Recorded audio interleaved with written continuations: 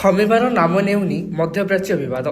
ପଶ୍ଚିମ ଏସିଆରେ ଜାରି ରହିଥିବା ଏହି ସଂଘର୍ଷ ଦିନକୁ ଦିନ ବଢ଼ିବାରେ ଲାଗିଛି। ଆମେରିକା ଓ ଇସ୍ରାଏଲର ଭୀଷଣ ଆକ୍ରମଣରେ ଜରାଜୀର୍ଣ୍ଣ ହୋଇପଡ଼ିଥିବା ଇରାନ ମଧ୍ୟ ପ୍ରତି ଆକ୍ରମଣ କରିବାରେ ପଛଘୁଞ୍ଚା ଦେଉନାହିଁ। ମିଜାଇଲ ଓ ଡ୍ରୋନ୍ର ଗର୍ଜନ ମଧ୍ୟରେ ଏହି ସଂଘର୍ଷ ଆଜି 22ତମ ଦିନରେ ପହଞ୍ଚିଛି।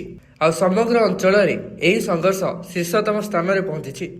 ଆଜି ସକାଳ ସମୟରେ ଇରାନର ନଜାତ ପରମାଣୁ କେନ୍ଦ୍ର ଉପରେ ଆମେରିକା ଓ ଇସ୍ରାଏଲ ମିଳିତ ଭାବରେ ଜୋରଦାର ଆକ୍ରମଣ କରିଥିଲେ। ଇରାନର ସମାଚାର ସରବରାହ ସଂସ୍ଥା ତସ୍ନିମ ଏ ସମ୍ପର୍କରେ ସୂଚନା ଜାରି କରି କହିଛି ଯେ ଏହି ଆକ୍ରମଣରେ ପରମାଣୁ କେନ୍ଦ୍ରକୁ କୌଣସି ବିଶେଷ କ୍ଷତି ପହଞ୍ଚି ନାହିଁ। କେନ୍ଦ୍ର ମଧ୍ୟରେ ଥିବା ରେଡିଓ ଆକ୍ଟିଭ ଟାୱାର ବିକିରଣ ହୋଇନଥିବାରୁ ଆଖପାଖ ଅଞ୍ଚଳରେ ରହୁଥିବା ଲୋକମାନଙ୍କ ପାଇଁ ଏହା ସୁରକ୍ଷିତ ରହିଛି।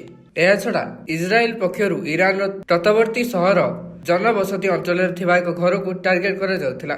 ଏହି ଅଞ୍ଚଳର ଗଭର୍ଣ୍ଣର ଆକ୍ରମଣ ସମ୍ପର୍କରେ ସୂଚନା ପ୍ରଦାନ କରି କହିଛନ୍ତି ଯେ ଏହି ଆକ୍ରମଣରେ ଏକ ଦମ୍ପତିଙ୍କ ସମେତ ତାଙ୍କ ଶିଶୁପୁତ୍ରଙ୍କ ମୃତ୍ୟୁ ଘଟିଛି। ଏହି ଆକ୍ରମଣ ପେର ସ୍ଥାନୀୟ ଅଞ୍ଚଳରେ ଭୟର ବାତାବରଣ ଖେଳି ଯାଇଥିବା ସହିତ ସ୍ଥାନୀୟ ଲୋକମାନେ ଭୟଭୀତ ହୋଇପଡ଼ିଛନ୍ତି।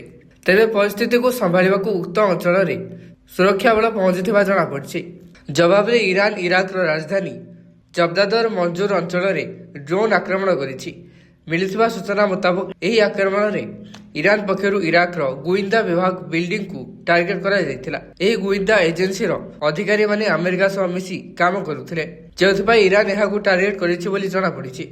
ଇରାକ ସୁରକ୍ଷା ଏଜେନ୍ସି ପକ୍ଷରୁ ଏନେଇ ଆଧିକାରିକ ପୁଷ୍ଟି ଆସିନାହିଁ। ତେବେ ଏହି ଆକ୍ରମଣରେ କେତେଜଣ ମୃତାହତ ହୋଇଛନ୍ତି ତାହା ମଧ୍ୟ ଜଣାପଡ଼ିନାହିଁ। Bureau report, star news.